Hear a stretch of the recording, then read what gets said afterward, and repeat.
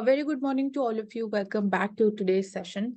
So we'll be taking up all the important topics and relevant articles for the analysis for 16th of July 2023. So firstly, starting with the Hindu newspaper. So here we see that India and UAE, they're set to use rupee theorem for trade. So here the keywords that are included is de-dollarization, internationalization of Indian rupee, and this we have understood before in the context of the rupee and renminbi trade mechanism that was between India and Russia. But that is a different case study, how basically we faced challenges. Initially, we saw the enthusiasm over it, but after some time, we started seeing some challenges, specifically from the Russian side. So the agreement, it brings the country a step closer to increasing the circulation of rupee in the Gulf countries, and the two nations, they also agree to interlink their payment and the messaging systems as well. So there is the update. So the first agreement between RBI and the UAE Central Bank, it will establish a framework how they'll be promoting the use of the local currencies for the cross-border transactions. And other MOU between the two central banks is aimed at interlinking their payment and the messaging systems. So leaders expressed their interest in strengthening the cooperation in payment systems area by enabling integration between the cross-border transactions between the two countries more efficiently. So such cooperation, it will also include the mutual acceptance of the domestic card schemes by interlinking the national card switches. So apart from this, you can also see in several countries, you can also use or you can make payments through UPI as well. So in Gujarat, illegal migration to US continues unabated. So this can be understood as a case study. So 6 months after this person, you can say Bharat Rabari, left Gujarat on his journey to United States by the Caribbean, his wife approached the local police with a complaint that her husband has been missing since Feb 4. So she accused two agents of sending people to US via illegal routes and claimed that her husband was the latest victim of their work. So this is illegal human smuggling, which is happening from Gujarat to US. So this is the case study. Now, what steps would you be ensuring in order to prevent such incidences in future? So you can write down your steps in comment section. Moving forward. So again, Yamuna flooding. As the Yamuna recedes, the focus of Delhi government shifts to relief camps. So Prime Minister has also been briefed on the current situation, and we're seeing that gradually the water level is receding back, and as it is being said, that focus is right now the relief camps.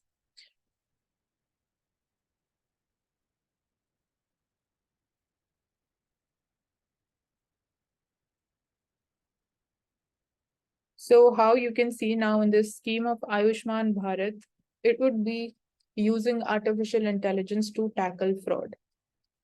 So you can expect a broader caution on artificial intelligence. You need to know about its diverse applications, not just in healthcare, but in other sector as well.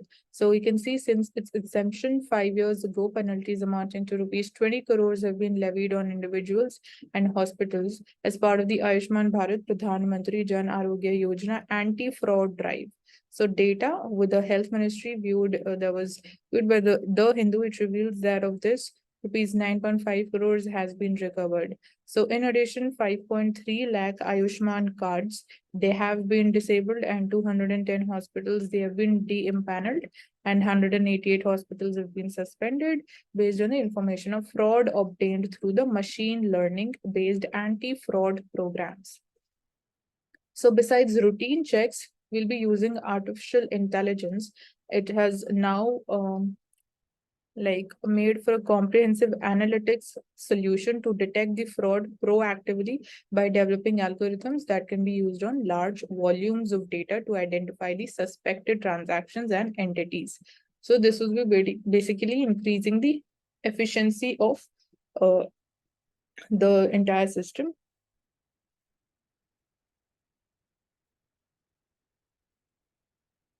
Additionally, the feature of the Aadhaar-based biometric verification beneficiary at the time of admission and discharge is active at all the private hospitals. So besides this, ministry claims that it has addressed 99% of all the registered grievances also.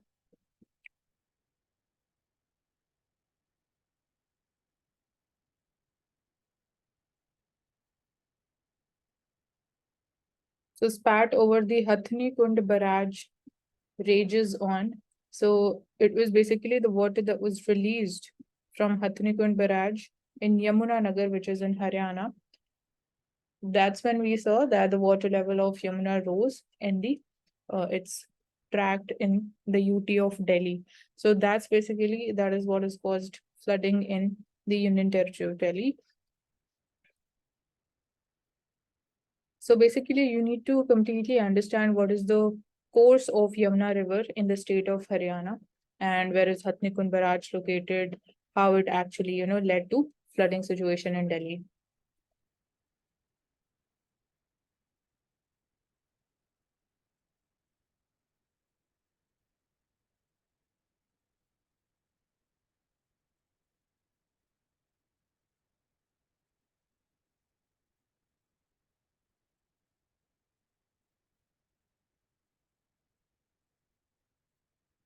So when we talk about the Dharavi project, the residents, they fear uncertainty about houses and livelihood. So what is going to be the complete plan of action? And the project has been awarded to Adani Group of Firms. So even as the Maharashtra government is formally awarded this 259-hectare Dharavi redevelopment project to an Adani Group firm, residents fear that poor people who depend on local businesses, they will suffer due to this project. So Dharavi, it is among Asia's largest slums. It is dotted with huts and shanties, and it's home to several small businesses. So how you'll be taking into account the interest and the welfare of such people who depend upon small businesses for their everyday living and everyday sustenance. So you need to firstly identify other concerns also, and then need to think about how you will be dealing with this situation if you would have been there. Moving forward, so let's see what are the other important topics.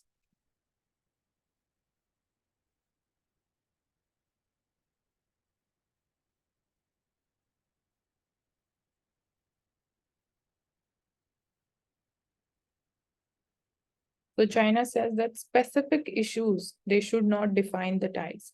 So External Affairs Minister Jaishankar had in talks with visiting Chinese Foreign Minister underlined the importance of peace on LAC as a prerequisite for normalcy on border issue.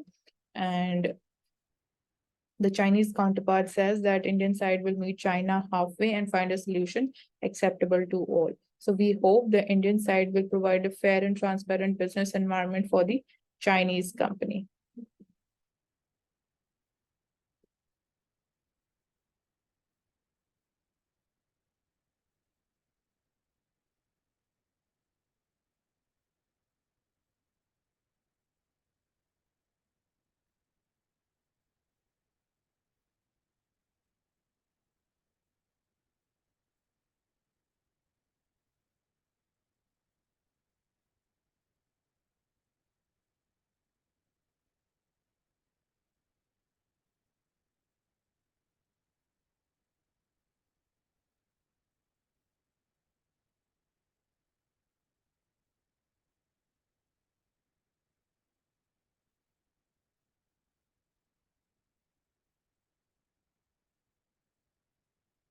Coming to the world page, so here we see flooding, heavy rain in South Korea, and apart from this, anger as Paris court bans the protest against police violence in the capital. So this has further aggravated the problem and protest and violence in France.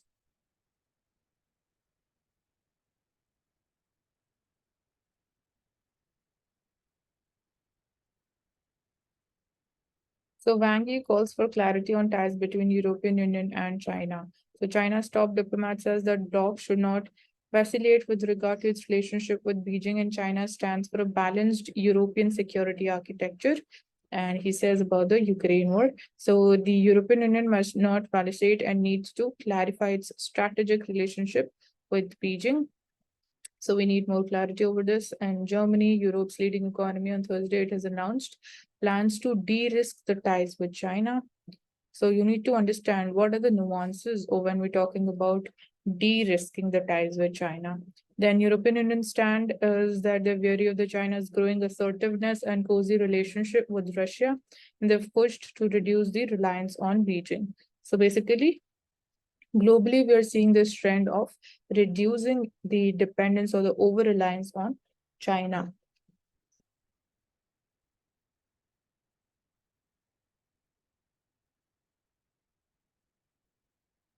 So on the Ukraine war, the counterpart said that China supports the establishment of a balanced, effective, and sustainable European security architecture, and that Beijing is committed to promoting the peace talks. So this is the update of China's stand as far as the Ukraine war is concerned.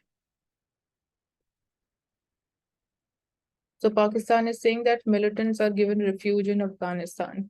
So what about the role of Pakistan when we talk about terrorism or border terrorism, specifically in the context of India? So Afghanistan, it is not fulfilling the right to be a neighbor, and it is not abiding by the Doha Agreement. So we can say this thing, exactly same thing in the context of India, Pakistan as well.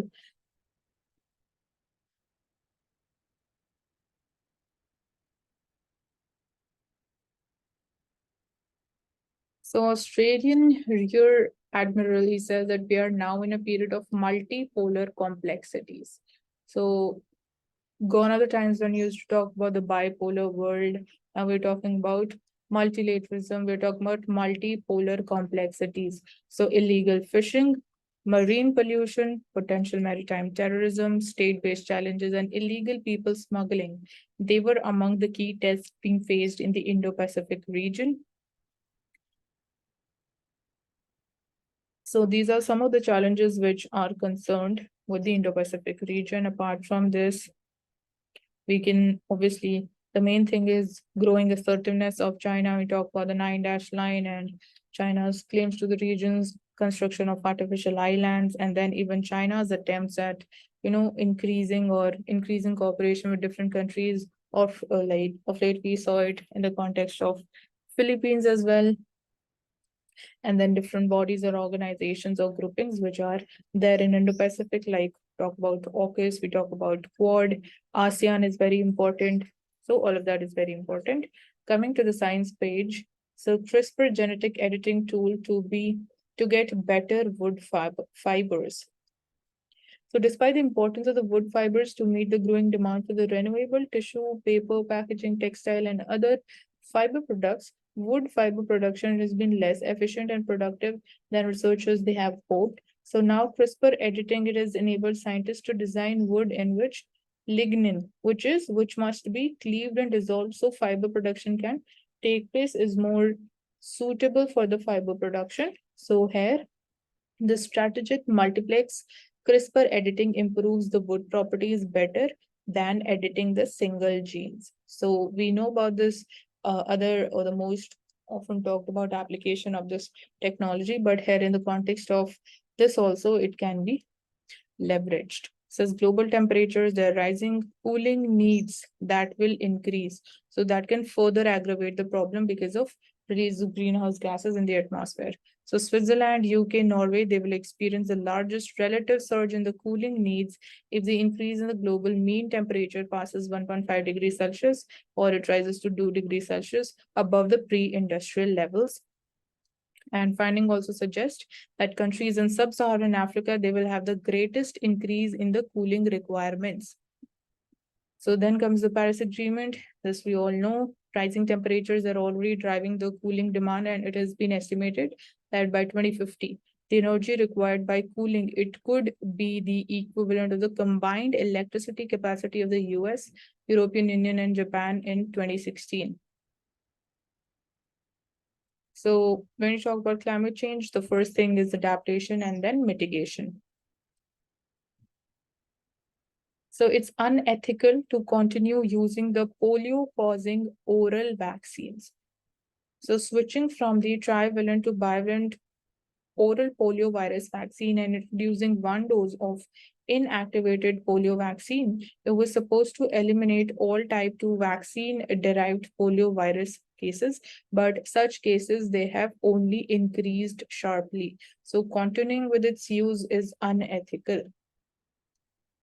So we have seen some adverse effects of this OPP vaccine and oral polio vaccine. It causes type 2 vaccine derived poliovirus and vaccine associated paralytic poliomyelitis also. So study reveals that using ChatGPT is definitely boosts the productivity, but we need to be, again, even here, this ethical usage, that angle comes in when we talk about artificial intelligence. Then role of AI-assisted medical devices in the healthcare delivery. Again, this is talking about its application. Coming to the FAQ page, which we get only in the Sunday edition. So first one is related to why is there a controversy on the forest bill? So let's understand this topic in detail. First is what is the Environment Ministry's stand on this issue? First, we'll understand what is the issue, then what is the stand of the Environment Ministry over it. Why have suggestions to the Joint Parliamentary Committee regarding the changes have not been taken on board? And is the bill diluting the 1996 government judgment of the Supreme Court or not? So the Forest Conservation Amendment Bill 2023 is likely to be tabled in monsoon session of the Parliament, and a joint parliamentary committee which was looking at the amendments to the bill, it has approved the version sent by the government with almost no comment or revisions or any suggestions. So what is this Forest Conservation Amendment Bill? So it seeks to amend the Forest Conservation Act of 1980. This is the legislation which enacted to protect India's forest and empowers central government to regulate the extraction of the forest resources. So when we talk about timber, bamboo, to coal and minerals, so the power remains concentrated in the hands of center, and a separate act, the Forest Rights Act, that protects the rights of the tribals and the forest dwellers who are dependent upon forest for their livelihood. So these two things, they need to be basically in sync with each other. You can't violate the rights of the forest dwellers as well. And then at the same time, you can't basically exploit the forest resources also. So from 1951 to 1975, about 4 million hectares of forest land, it has been diverted for various non-forestry purposes. And from 1980 to 2023, under the purview of the Act, only 1 million hectares has been diverted. So which is a sign of its impact in reducing the pace of the forest appropriation. However, we see that such protection, it was only available for the areas already marked out as a forest in central or the state government records. So what about those areas, those forests, which were not basically marked or were categorized as forest in the official records? What about their diversion, or what about basically we don't have actually the data about that?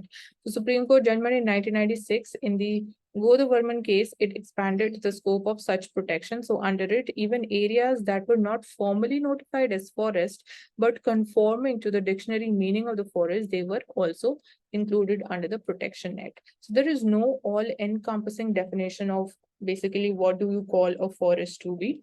And in this judgment, the Supreme Court directed the states to define and demarcate the forest areas using their own respective criteria. So not all states did, and over the years, there has been considerable debate over the extent to which the judgment abated the forest conservation as well. So India's forest policy of 1988 prescribes a third of the country's geographical area to be under the forest.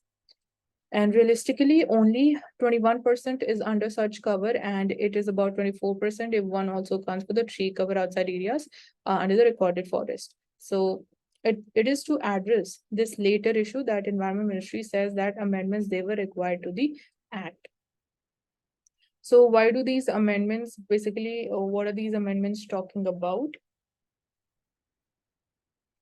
The key changes to the Act include inserting a preamble that underlines India's commitment to preserving the forest, their biodiversity, and tackling the challenges from the climate change, and amending the name of the Act to One Sanrakshan Evam Samvardhan Adhiniyam, which is basically translated as Forest Conservation and Augmentation from the existing Forest Conservation Act. So amendments, they also say that Act would only apply to the lands which are notified in any government record as forest on or after 1980. So this is another amendment. And if notified forest land was legally diverted between 1918 and 96 for the non-forest use, so the Forest Conservation Act would not apply in such cases. So forest land, which is situated 100 kilometers away from the international borders and to be used for strategic projects of national importance, or land ranging from 5 to 10 hectares for the security and defense projects, they would also be exempted from the Act's stipulations. Then these amendments, they were necessary in the Environment Ministry's view because private parties who wanted to develop the plantations in the degraded forest or restore the tree patches, they were disincentivized to do so.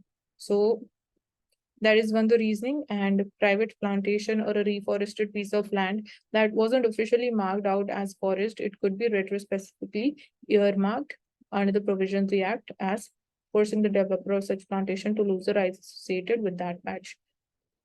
So on the other hand, states, they were also apportioning the forest tracts meant for the plantations to the companies for the mining operations also.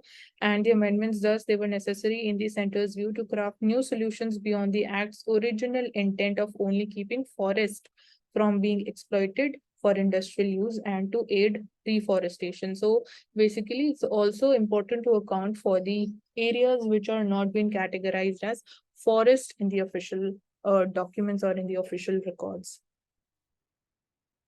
So what are the objections to these amendments? So we see that the bills that are usually which are sent to the joint parliamentary standing committees, they're thoroughly investigated by its members, who in their report then they present their own independent assessments of what needs to be changed. But here we see that this bill, when it was sent to the joint parliamentary committee, they have not suggested anything over it. This is one concern. So it has made no collective or independent assessment of this bill.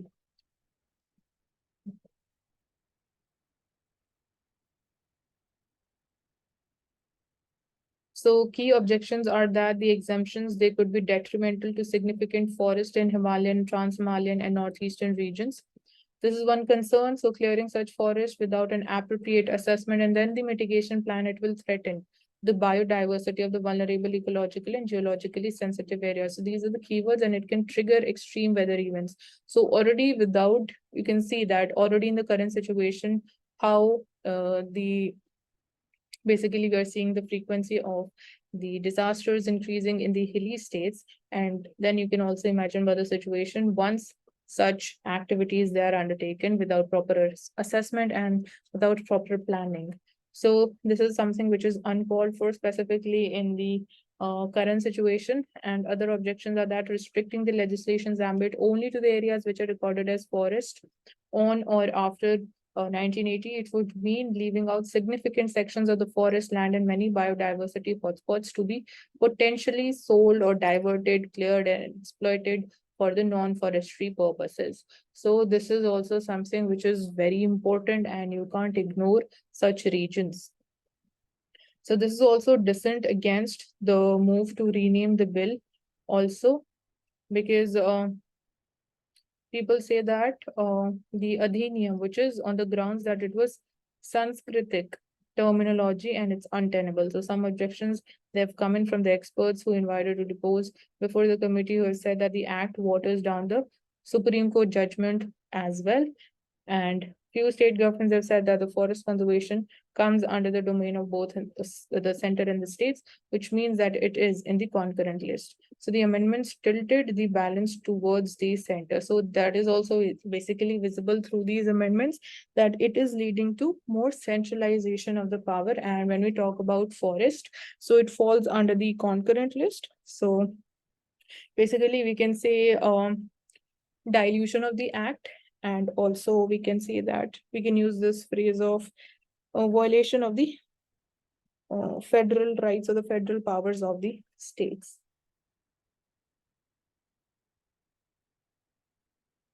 So this is the whole issue around this forest bill. I hope things are clear to you.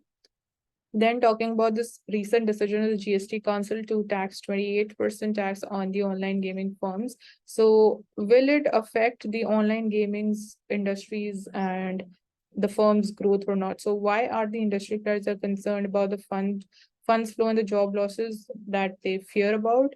And what is the government stand on this? But at the same time, obviously, you can't be going ahead freely with such games, playing specifically the ones which involve money and talking about the games of chance.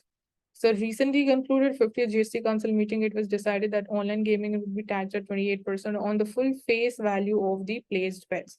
So the entire amount that you deposit in such apps, on that you'll have to pay 28% of tax. So here, Finance Minister, she elaborated and clarified that the idea was not to hurt the industry. However, she stated that there was a moral question that whether the industry, also including casinos and horse racing, can it be endowed greater encouragement than essential goods or not. So obviously, gaming industry is not the priority. There are thousands of things to be done before shifting our focus to such industry. So minister also stated that endeavor was to simplify the mechanism, eradicate complexity, and imbibe more transparency. So how will it work? This we've already talked about. What are the other concerns related to this decision? So the secretary at the industry body e-gaming federation says he termed the decision extremely unfortunate, saying that a tax burden where taxes exceed the revenues will not only make the online gaming industry unviable, but also it will boost black market operators at the expense of the legitimate tax-paying players. Then another concern is about the growth trajectory of this industry.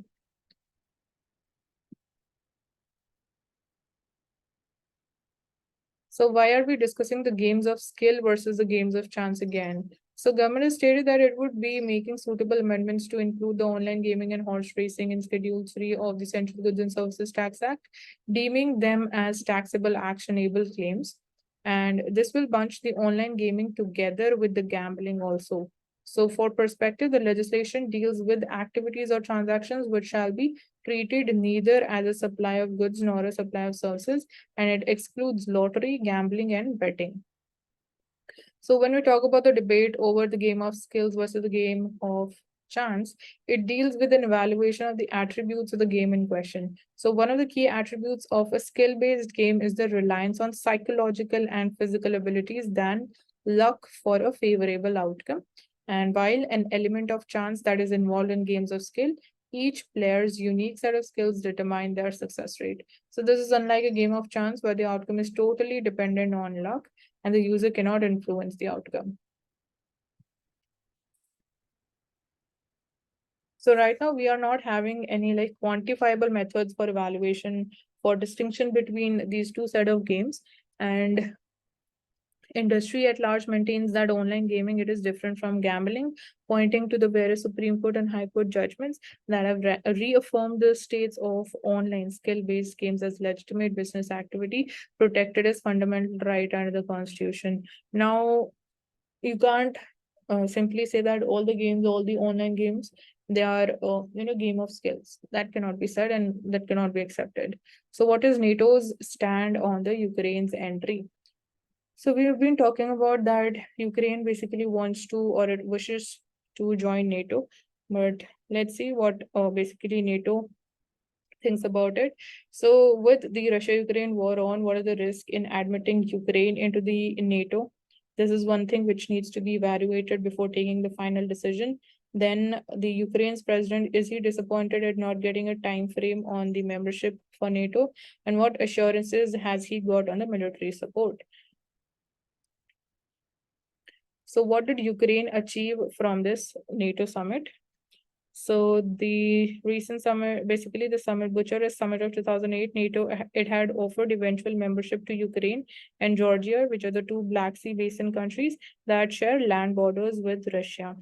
And the alliance said that both the countries, they will become the members of NATO. So we are talking about this in 2008. But 15 years later, ahead of the recent summit, the Ukraine president demanded a more concrete commitment from NATO for his country's membership.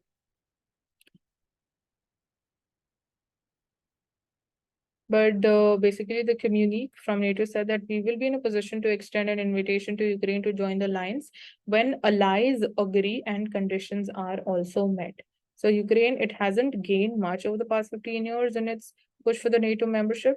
But in 2008, when the membership was offered, several countries, including France and Germany, they were opposed to Ukraine joining the alliance out of fears that such a move, it would poke Russian bear. So this concern even remains today, but we can say things are a little changed with this war. And now, in the midst of the Russia's ongoing invasion of Ukraine, more member countries they agree to the idea of Ukraine joining the NATO. So NATO, basically, Ukraine would be facing less opposition given the current situation. Even G7, it has also pledged to support the Ukraine's defense base, which has been battered by the war, providing them with a military training and institutional support for retaining NATO membership. So ahead of the summit, France agreed to send its Scout long-range missiles to Ukraine. Germany announced a new military aid package, and other NATO members would be providing the combat aircraft training. So these are different ways through which basically Ukraine would be supported by different countries. So why is Ukraine still not a part of NATO? This is one thing. How has NATO expanded over the years? So when the alliance it was formed in 1949, it had 12 members from Europe and North America. Since then, 19 more countries have joined it. And in the Soviet Union's dying years, we saw US and the UK, they had promised Russia that the alliance would not expand more towards the east or towards the Russian side by an inch. But in 1999, we saw Czech Republic, Hungary, and Poland, all the former Soviet allies, they joined NATO. So in 2004, 7 more East European countries, they also joined the alliance. So basically, this is what has urged Russia, and that's what it is, we can say, ultimately resulted in this Ukraine war. So this is the main concern or the main reason behind this war as well. So latest, it is Finland, which has joined NATO, and Sweden is said to be its 32nd member. So Sweden is yet to join, but it is like decided that it will be going ahead with this decision. So what is Russia's response to the current position, or how basically Ukraine should basically it should be made a member of NATO or not, or they support that Ukraine is getting from NATO. So in 2008, when Ukraine and Georgia they were offered membership in the Bucharest summit, Vladimir Putin, he was there as an invitee, and he called it a direct threat to Russia. Then further, when the NATO it was expanded more towards the east in 1990s, the Russian state has taken a consistent position over the years that NATO expansions pose a security threat to Russia. So obviously, Russia would not be supporting this at all. So here we're talking about Chandrayaan-3 mission, India's third lunar mission, which got off to a thrilling start from the Satish Dhawan Space Center in Sriharikota, will attempt to soft land the lander on the lunar surface and deploy its six-wheeled box-shaped rover.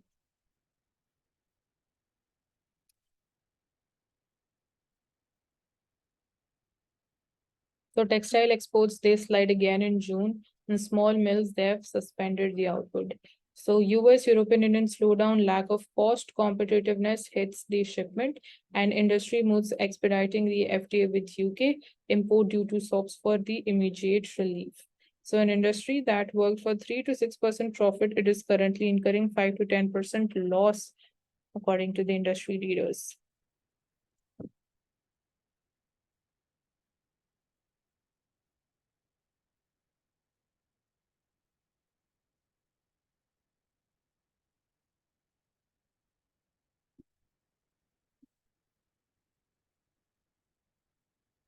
Coming to Financial Express, Sunday edition, climate change now impacting the corporate offices as well. So how is it impacting them? So global firms, they insist on climate literacy for the staff. Green initiatives, you can see Fujitsu, it has 17 SDG communities to share the knowledge and ideas on how to achieve the UN Sustainable Development Goals. Accenture in India, it creates awareness to participate in the volunteering programs, eco-service and training modules. Then different examples.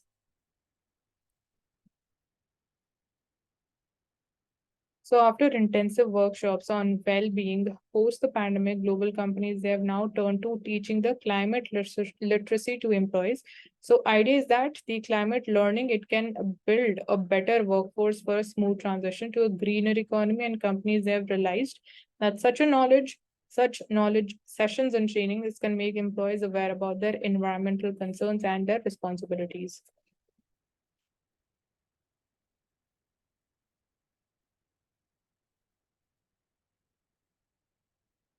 So the G20 finance chiefs meet. India is depending on bilaterals for consensus on the war. So Russia's war in Ukraine is not our creation and not a priority for India, according to India's G20 Sherpa. So the group of 20 country leaders, they won't come together to discuss the language describing the Russia's war in Ukraine, with the host India shifting to one-on-one discussion in an attempt to get an agreement.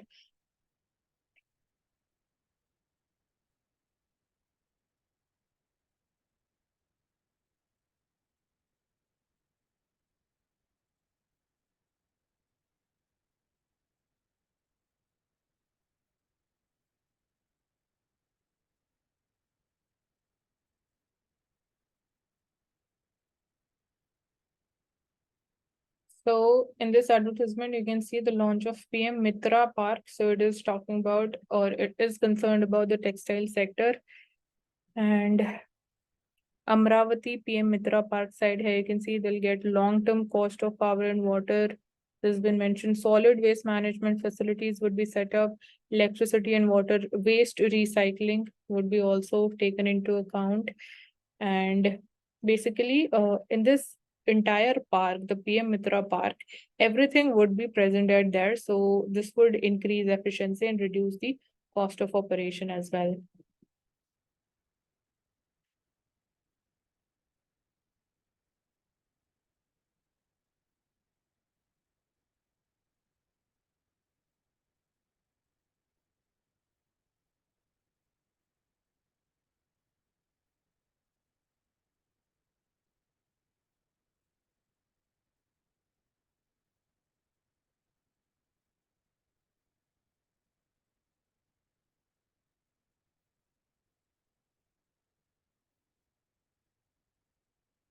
So equality, adversity, and diversity. Equality is the desired norm. Adversity is a harsh reality, and diversity is a felt need. So to balance the three, we must have a mechanism to select the judges who will be faithful to the fundamental principles of the Constitution. When we talk about adversity versus the equality, the central issue in the two cases was whether the race, which is an adverse factor, can be considered as a relevant criteria for selection. So here, basically two cases have been mentioned where so we can just go through it, although it is not that too relevant for us in the context of examination. So silence is a sound you hear, suggest a study. So in recent papers, researchers they showed that people perceive silences much as they hear the sounds.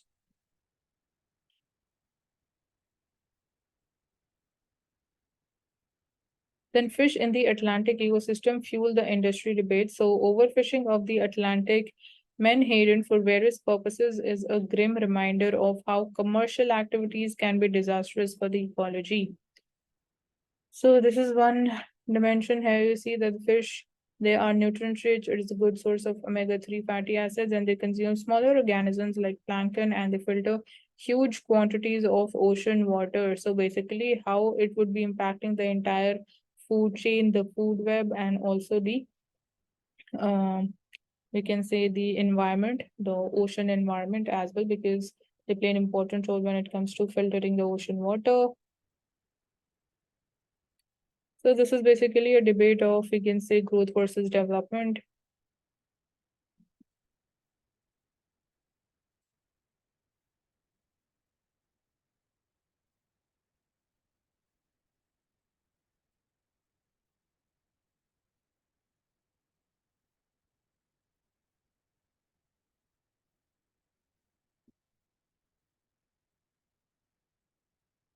Coming to Indian Express, so we have already talked about India UAE, they sign a pact, and IIT would be set up in Abu Dhabi. So India plans to develop engines for combat jets and helicopters.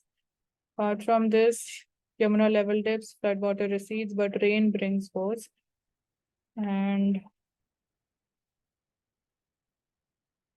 so Jalgaon collector bars entry to mosque and High Court is going to hear the plea next on July 18. So the Jalgaon district administration has issued an interim order restraining people from offering prayers at a mosque amid the claims and counterclaims over its existence.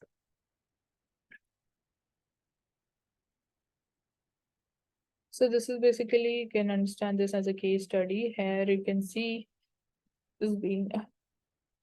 So the dispute, it is landed in the Aurangabad bench of the Bombay High Court, and confirming that the petition would be, basically it would be heard by the High Court. So incidentally, the district collector is also scheduled to hold a hearing with the parties involved in this case to resolve the dispute. And we have not yet passed the final order. And in the first hearing, we passed an interim order for the law and order purposes. So basically, the entry that has been barred.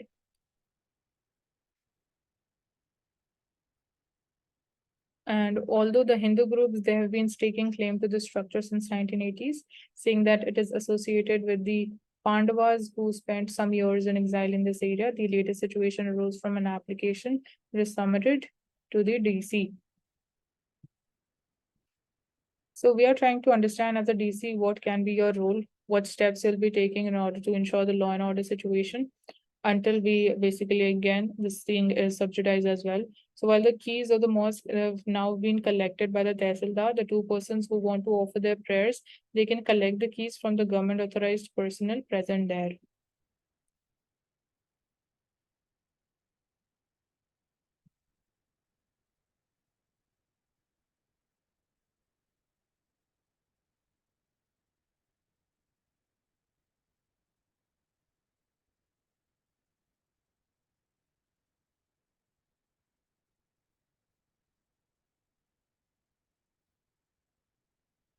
So here you can see the map and the flow of the Yamuna River. So this is here you can see the Hathnikund Barrage, and it is traveling via Karnal, Mavi, Baghpat, Palla. This is in Haryana, and from here, from Palla, it enters into Delhi. And basically, water has been released from here. So obviously, it would have impacted the surrounding areas here also in Haryana as well.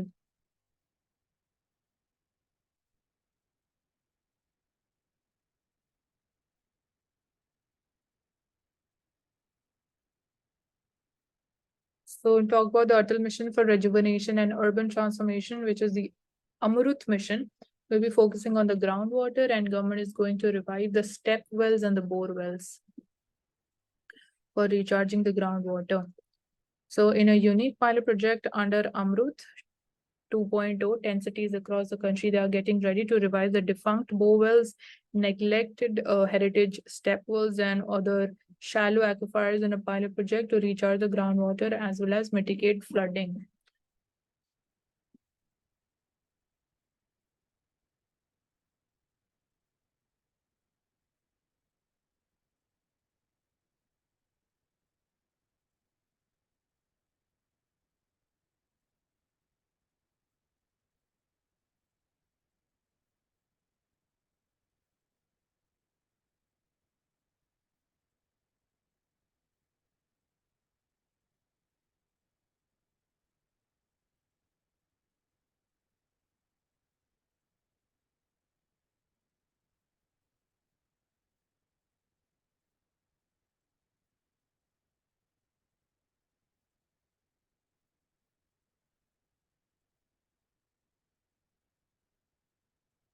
So Sri Lankan president says that not averse to use of the Indian rupee as a common currency. So Sri Lanka, it would want to see the Indian rupee used as much as the US dollar.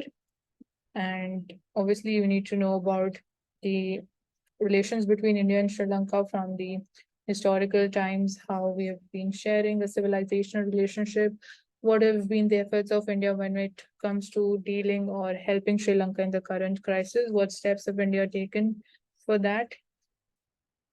So the president says that it makes no difference to us if the Indian rupee becomes a common currency in Sri Lanka. We have we will have to figure out how to go about it, and we must become more open to the outside world. So once we complete the debt restructuring, our focus will shift towards a comprehensive growth agenda. This entails a massive overhaul of our economy, legal framework, and systems, aligning our path with India.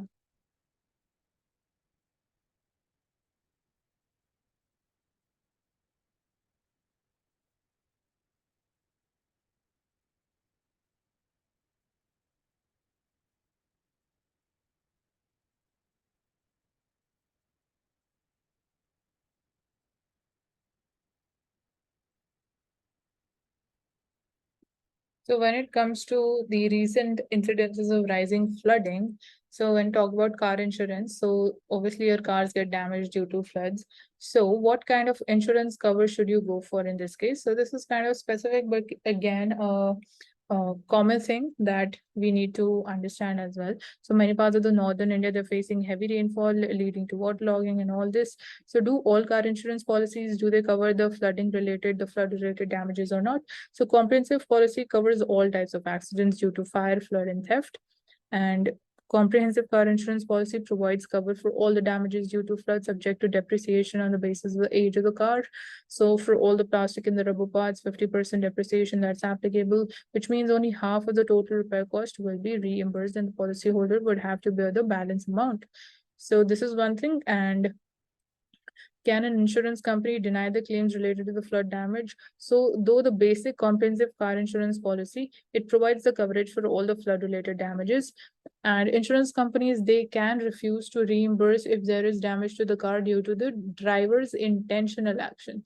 So, that's the only reason, the basis on which the insurance company can deny the claim. And what types of car insurance cover should one opt for under such situations? So with changing weather patterns, unplanned development, and inadequate drainage systems, many cities they are unprepared for extremely heavy rainfall and resultant floods. So while you are buying a car insurance cover, one should keep in mind these things, instances of heavy downpours. Along with the standard comprehensive car insurance plan, one should go for the add-on cover such as the zero depreciation and engine protection cover also. So that's something which you can keep in mind if you're going ahead for, buying a car insurance policy. So we need more renewable energy to meet our climate goals. So to cut the emissions, India needs to increase the renewable energy integration. So 45% of the emissions intensity reduction needed by 2030 of the 2005 levels. And apart from this, 5 to 25% is the impact of introducing the effective time of use electricity tariffs on peak demand. So we need well-connected national grid to ensure optimal utilization of uneven distribution of energy, then a stronger inter-regional grid that will balance the regional variations, and pumped hydro storage projects and battery energy storage systems are promising energy storage technologies in future.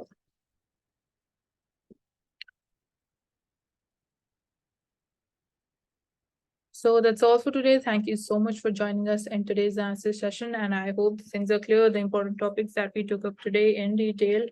And do subscribe to the channel if you haven't, and also hit the like button. Thank you so much for joining us.